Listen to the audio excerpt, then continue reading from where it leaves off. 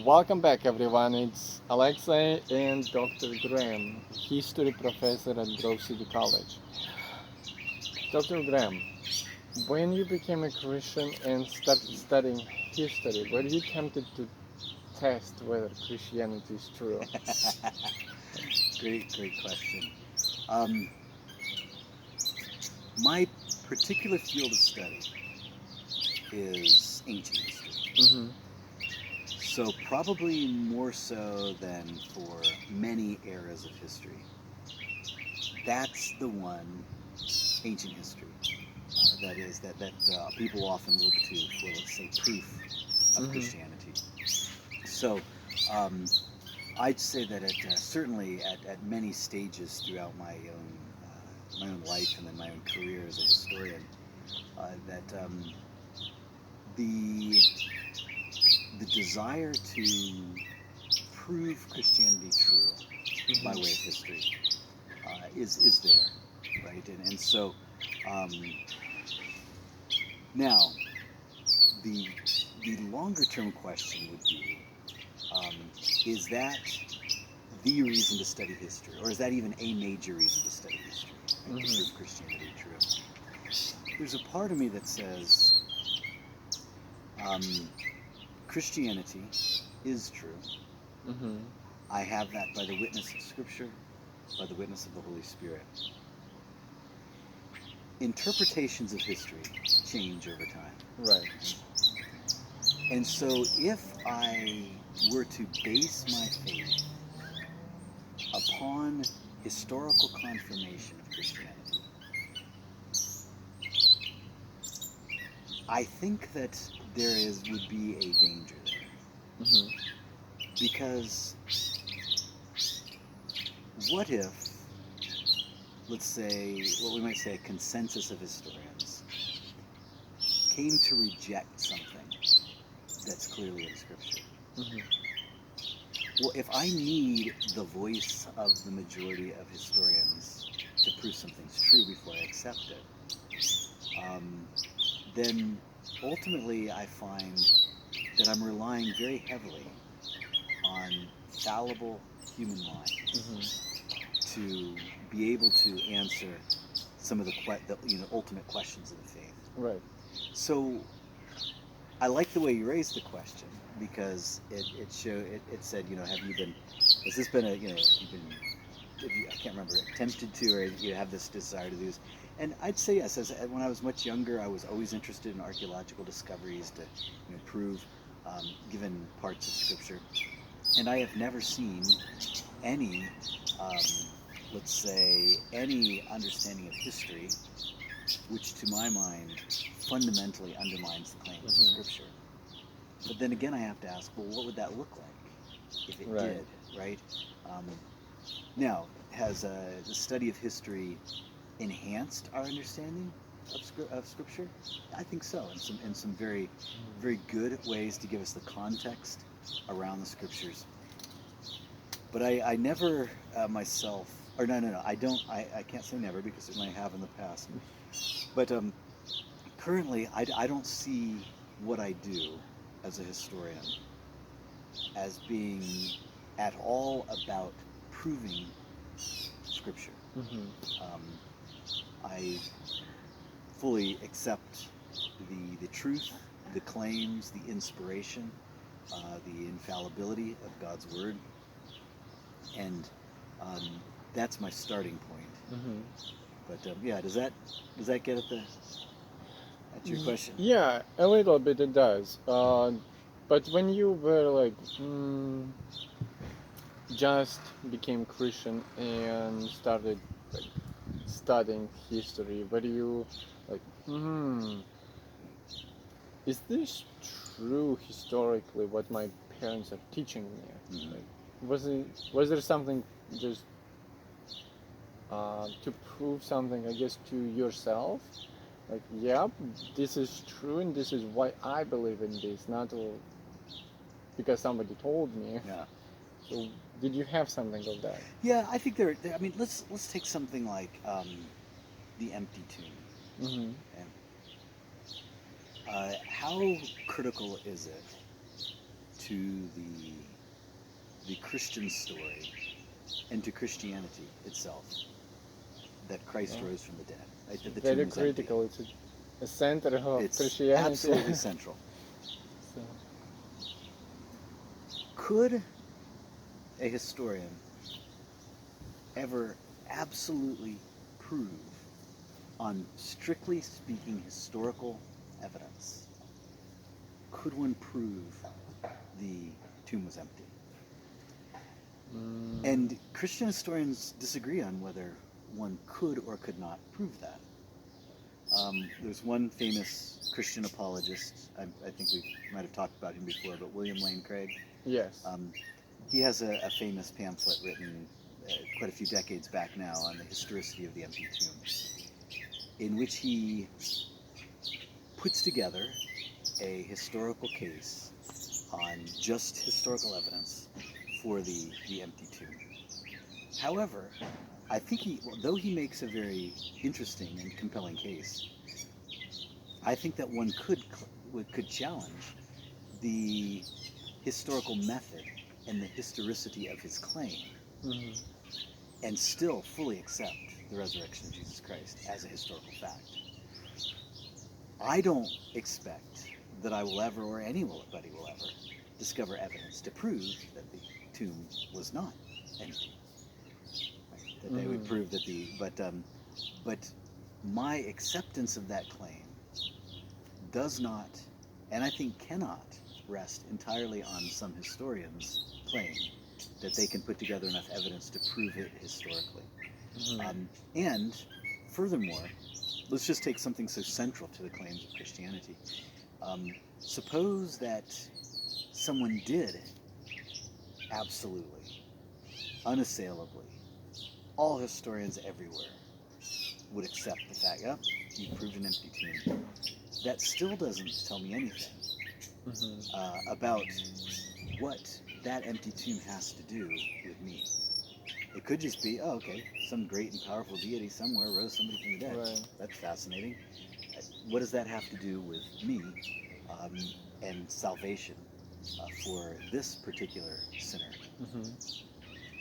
And so even there, I don't think that even if one could unassailably prove the empty tomb from strictly speaking historical evidence, in some ways that still doesn't prove the gospel story. It still doesn't prove the claims of Christianity, because one could find many types of explanations. You can find many in Greek mythology for the dying and rising again of various figures and the recurring cycle of death and resurrection, and sort of following the seasonal patterns and other things. These stories are out there. But I don't accept the Christian story because somebody has presented to me enough historical evidence.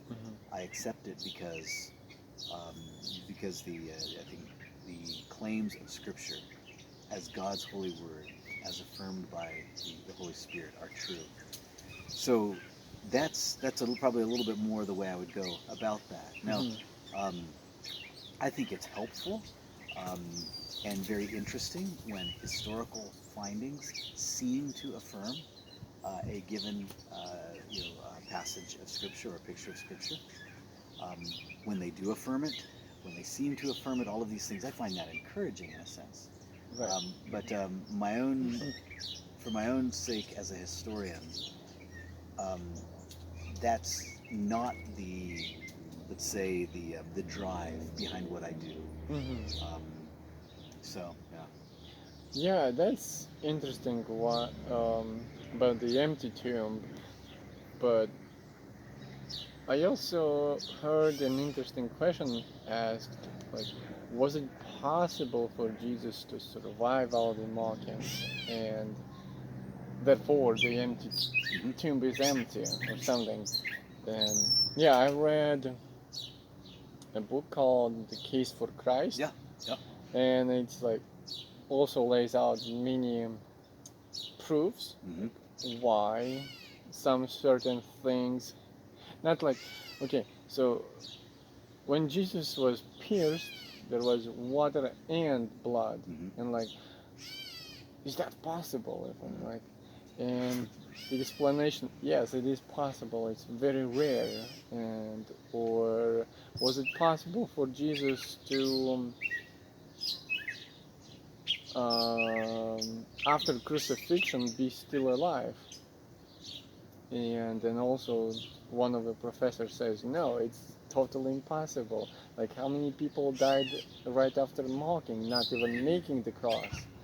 Then let's say if you're so lucky enough that you did survive the mocking and being crucified, just imagine yourself hanging on this way and like you can't even breathe, and they pierced him. Mm-hmm. So like, and another also was explanation why Jesus did die, and not by some mystical way survived, Mm-hmm. because those Romans would actually make sure that you die. It's their job to Mm-hmm. make sure you die, and if you don't do a good job, it's your head off, Mm-hmm. kind of thing. So yeah, that was interesting for me. But how do you, as a historian, deal with some issues that others raise when we read the scripture? Like, for instance, did Jesus enter this city like with the blind man? Did Mm-hmm. he enter this city or he went out of that city? Mm-hmm. So I forgot the name of that city, but it's in one of the Gospels. Yeah. So what would be your comment? Yeah, and that would be one of several examples where the accounts of the various, especially synoptic gospels, record um, events and seem to give different types of details on them. Right. Okay? I think that there are multiple answers to multiple types of, we can say, problems that arise that way. Um, in some cases, what we have is, I mean, you just take a basic principle that we have recorded in Scripture, that if everything that Jesus said and did had been recorded, right, the world could not contain Yeah. these things, the very Oh, volume of that. John. Yeah. So there's always there's a selectivity, there's a selection. The Scriptures are written by human beings who do research. I could speak most specifically, as you know, to the Book of Acts and Luke. Luke, Oh, Acts, the type of research that went into that type of account. And so you have real human beings doing real historical research, um, listening to real historical people tell real historical stories, and so then they're putting these down for a variety of purposes. That is, the purpose of each gospel writer is in one sense the same, and in another sense it's not the same. Right? Each one has his own particular theme that he is trying to communicate in the gospel. And so, right. in that way, when we see what we can say are apparent contradictions, sometimes it's two different authors speaking of two different but similar moments. Let's take for example the Jesus crucifixion and events happened afterward. Yeah. Like, that's the cheesecake of the those who don't believe in this. Like, how is it possible? How many women did go there? One says this, the other says that. How many angels did they actually see? One says this says that. The third one says like, oh yeah, it's a whole lot of angels were there. Then people are like, what? Yeah. That's where we get to questions of modern historical critical theory and the questions that it raises, and the very purpose for which the scriptures are written. Right? So the scriptures were not written to be, we can say, 20th century, which is where many of these critical questions come from, 19th to 20th or 21st century historical documents. Right? That they're speaking to us of a grand theme of Christ's redemption and his dealings with people. So when we start expecting the scriptures to answer our own very specific types of historical comparative questions, Mm-hmm. there is a sense in which we are asking the text of Scripture to do something it's not intended to do, nor should it be intended to do that. Right? And so one can clearly get very interested in the exact number recorded here. Was it the feeding of 4,000? Or was it the feeding of 5,000?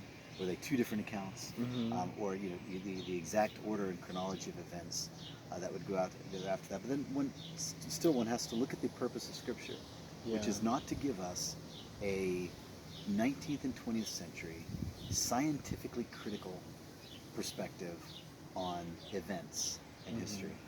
And so just as all ancient historians, all ancient history is going to be a branch of what we might call today rhetoric, it's bringing about a certain effect by the telling of certain examples. So, and then one also has to see the, let's say, do you know the term hubris? I think I've heard it Okay, somewhere. yeah, hubris is it's sort of an over self-confident arrogance or pride. And Sounds so, like Hebrews. oh, so But there is nothing to yeah, do with that. nothing to do with that. Yeah, it's a Greek term, hubris, and so what you have is for many centuries, Christians have treasured both, of course, the books of the Old Testament, and then as they came to be available to them, the books of the New Testament. Right. They treasured these. They read them carefully. They knew them inside and out. Hebrew scholars, Jewish scholars first, then Christian scholars with the texts of the New Testament. And in this case, they saw those types of things that you're mentioning, the exact chronology, but it was that was not of interest to them. Nor did they see it in any way damaging the credibility of Scripture. But then along comes the modern critical scholar. Then how come is it damaging now?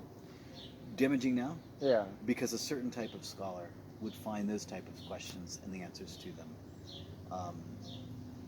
let's say, undermining in a way.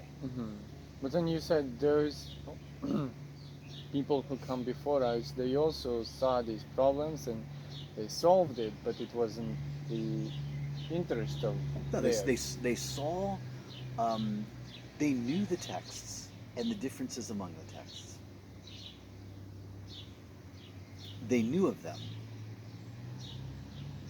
but it was not something that they would consider to be in any way undermining the message of Scripture. So they took Scripture for what it was, right? Not a set of facts lined up in a row to make a certain specific type of historical account, but telling the story of Christ's actions, his interactions, his reactions, all of these types of things that we can see in the pages of Scripture. So, but what I'm getting at here is the hubris. The hubris is the modern critical scholar thinking that he or she has somehow removed the wool from the eyes of all of these generations and generations of ignorant people who couldn't have seen these as contradictions, and didn't see them as contradictions. Therefore, they're ignorant. I think that's modern hubris. If generations, centuries, millennia of Jewish scholars have read the accounts that we have, recognizing these as God's word, and not being in any way, not having their faith in any way undermined by what seem to be these tensions in the texts, and then take the same with Christians, right, for centuries and centuries and centuries. I'm content to work within what Hebrews calls a cloud of witnesses. Right? The great cloud of witnesses that we see through through history, in which we see people interacting with these texts, understanding these texts, hearing the voice of God, speaking through these texts, the message of the scriptures being brought to the bear on their own heart and mind by way of the Holy Spirit. Um, I'm more content to see their faith, confidence, and resting in God's promises than, let's say, a modern, often critical, cynical scholar who just wants to say, okay, this says this many, this says this many people, as though that were the message of the text. Right. It doesn't. This in no way bothers me in the sense that you can find any number of websites which highlight all the contradictions of Scripture. Usually by people who consider themselves far more intelligent than they actually are, and themselves ignoring the communities of faith which have affirmed the Scriptures and have had no difficulty with a different ordering of events, Right. as though the ordering of events itself was the message, which it wasn't. Yeah. Right now we do find a lots of like seeming contradictions, not seeming contradictions, and like, but it's also, I guess, important for us as Christians to know at least some of them and have like answers. Like, okay, so you say this is a contradiction, but here is why I think that it's not a contradiction at all. Boom, boom, boom, boom. This, like, same question with those two cities, like whether Jesus was entering or coming out of that. And I think you and I had this conversation before, and I think you said that there was an ancient city, like before that city, that was called the same way. Um, Still can't remember the name of the city, but also the same thing with numbers. Like one might say that it's a seeming contradiction when it speaks of how many people Jesus, not Jesus, but um, how many people died when they committed the adultery in the Old Testament. Was it 25,000 or 24,000? Yeah. One says that it was 25. No, the New Testament says it's 24. And which one? And I think you also said it shows the personality of who wrote it. Like somebody thought it's closer to 25. Another, nah, it's 24 more than 25. But with that being said, we'll go on break and we'll come later.